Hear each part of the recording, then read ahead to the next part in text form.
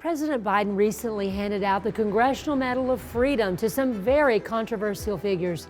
Is this honor being used as a political tool to reward allies like Hillary Clinton and George Soros? Today, we'll dig into the truth behind these decisions and what it means for the future of America.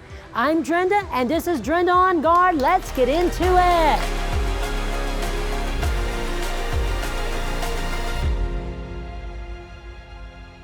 Welcome back, faithful fighters for truth. Today we're tackling a topic that's been sparking heated debates across the nation. President Biden's recent selections for the Congressional Medal of Freedom. The Medal of Freedom is supposed to be the highest civilian honor in America, reserved for those who have made significant positive contributions to society. But recent recipients like Hillary Clinton and George Soros have many questioning whether this prestigious honor is now just being used as a political tool. Let's uncover what's really going on.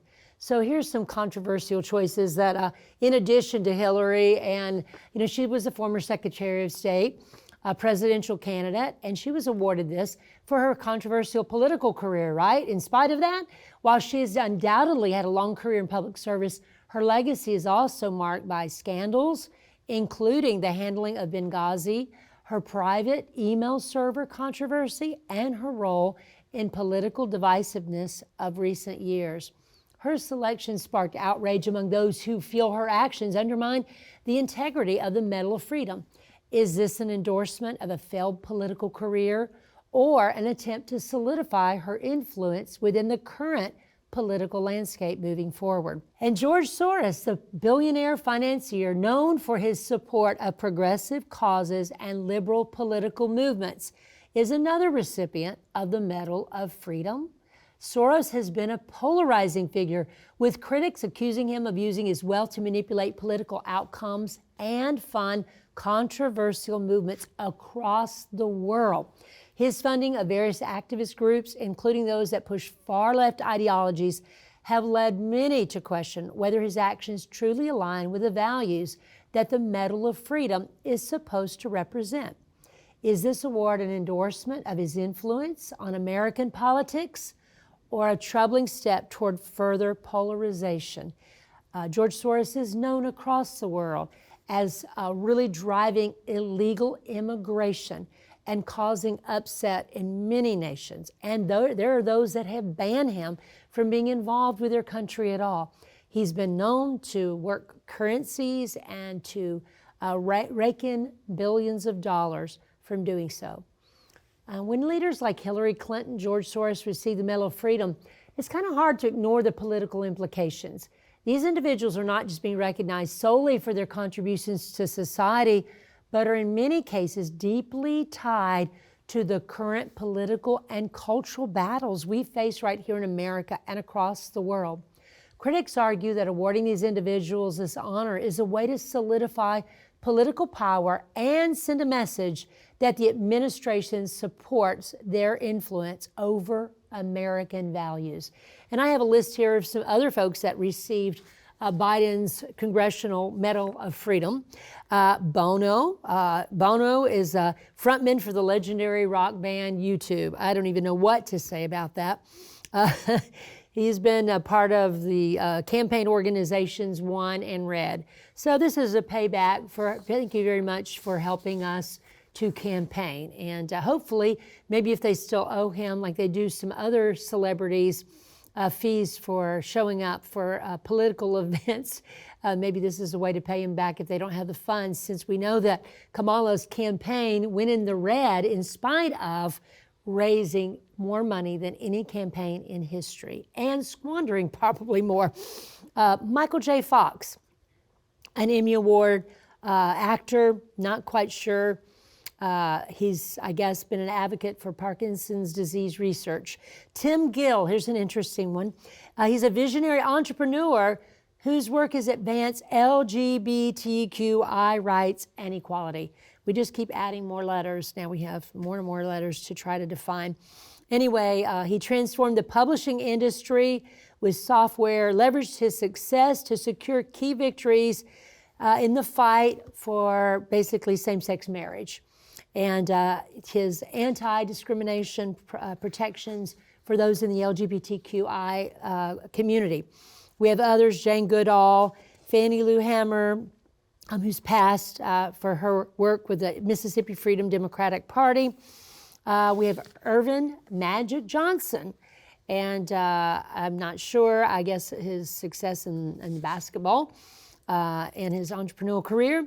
Robert Francis Kennedy also passed, was remembered as an attorney general who combated racial segregation. So I think that probably is a noteworthy one. Ralph Lauren, the fashion designer, I'm not sure. I know he's fought cancer, and he did preserve the Star Spangled Banner, so maybe Ralph deserves one. There's some others. William Nye, the science guy.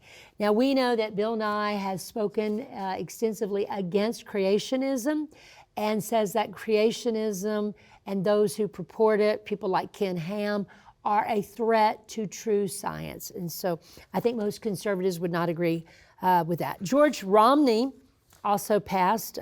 He's related, the father of Mitt Romney. We also have David Rubenstein, who was over one of the most successful global investment firms. I think money probably is involved in that one. Others, Denzel Washington, another actor who's won awards, and he's part of the Boys and Girls Clubs of America as spokesperson, so sounds like that may be a good one.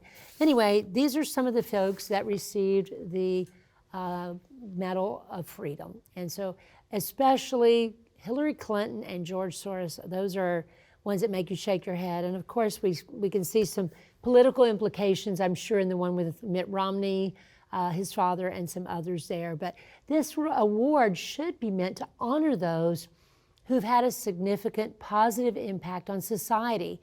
And when controversial figures with questionable legacies receive the award, it diminishes its true value.